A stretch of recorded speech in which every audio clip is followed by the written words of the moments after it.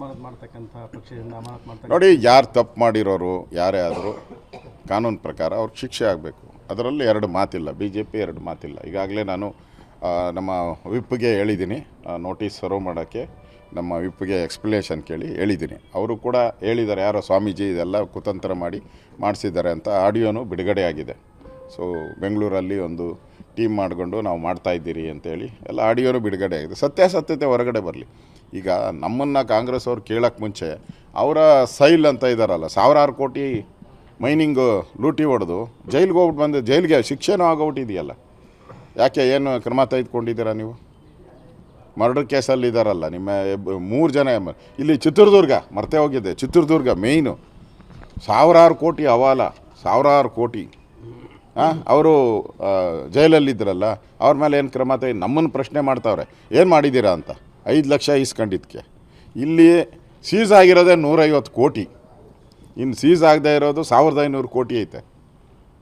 ನಿಮ್ಮ ತಟ್ಟೆಯಲ್ಲಿ ಹೆಗ್ಗಣ ಬಿದ್ದಿದ್ರೆ ಬೇರೆಯವ್ರ ತಟ್ಟೆಯಲ್ಲಿ ನೊಣ ಹುಡ್ಕಕ್ಕೆ ಹೋಗಬೇಡಿ.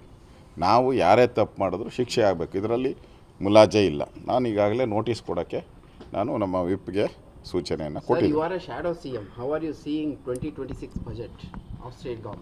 ನೋಡಿ, ಈ ಬಡ್ಜೆಟ್ ಮಾಡೋಕ್ಕೆ ಸಿದ್ದರಾಮಯ್ಯನ ಹತ್ರ ಹಣ ಇಲ್ಲ. ಕರ್ನಾಟಕದಲ್ಲಿ ನಂಬರ್ 1 ಮುಖ್ಯಮಂತ್ರಿ, ಹೈಯೆಸ್ಟ್ ಸಾಲ ಮಾಡಿರೋನು. ಇದು ಸೇರಿಸ್ಬಿಟ್ರೆ 3 ಲಕ್ಷ ಕೋಟಿ ಸಾಲ ಆಗ್ತದೆ.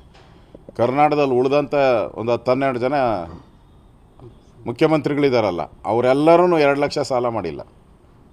ಇವರೊಬ್ಬರೇ 3 ಲಕ್ಷ ಸಾಲ ಮಾಡಿದ್ದಾರೆ, 3 ಲಕ್ಷ ಕೋಟಿ. ಅಂದರೆ ಒಬ್ಬೊಬ್ಬರ ತಲೆ ಮೇಲೆ 1 ಲಕ್ಷ.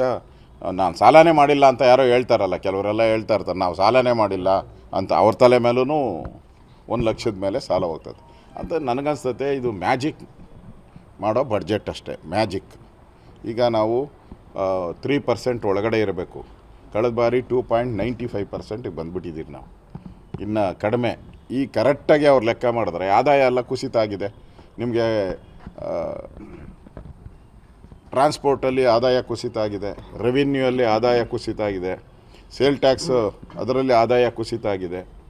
ಆದರೆ ನೀವು ಮಾತ್ರ ಆದಾಯನ ಜಾಸ್ತಿ ತೋರಿಸ್ಕೊಂಡು ಒಂದು ಬಡ್ಜೆಟ್ ಮಾಡ್ತಾವ್ರೆ ಅಷ್ಟೇ. 100%. ಅಲ್ಲಿ ಇವರು ಇದುವರೆಗೂ 3 ಬಡ್ಜೆಟಲ್ಲಿ ನನ್ನ ದಾಖಲೆ ಬಿಡುಗಡೆ ಮಾಡ್ತೀನಿ. ನಾನು ದಾಖಲೆ ಎಲ್ಲ ತರಿಸಿದ್ದೀನಿ, ನಾನು ದಾಖಲೆ ಬಿಡುಗಡೆ ಮಾಡ್ತೀನಿ. ಅದರಲ್ಲಿ ಈ 3 ವರ್ಷದಲ್ಲಿ ತೋರಿಸಿರೋ ಅಷ್ಟು ಆದಾಯನೇ ಬಂದಿಲ್ಲ. ಅವ್ರು ಏನು ತೋರಿಸಿದ್ದಾರೆ ಇಲಾಖೆಗಳು ವೈಸು ಅಷ್ಟು ಆದಾಯನೇ ಬಂದಿಲ್ಲ, ಆದರೆ ತೋರಿಸ್ತಾನೆ ಅವರೇ. ಅದರಿಂದ ಇಲ್ಲಿ ಮೋಸ ಮಾಡೋವಂಥದ್ದು ಮತ್ತೊಂದು ಸರಿ ರಾಜ್ಯದ ಜನಗಳಿಗೆ ಟೋಪಿ ಹಾಕುವಂಥ ಸಿದ್ದರಾಮಯ್ಯನ ನಾವು ನೋಡ್ತಾ ಇದ್ದೀವಿ.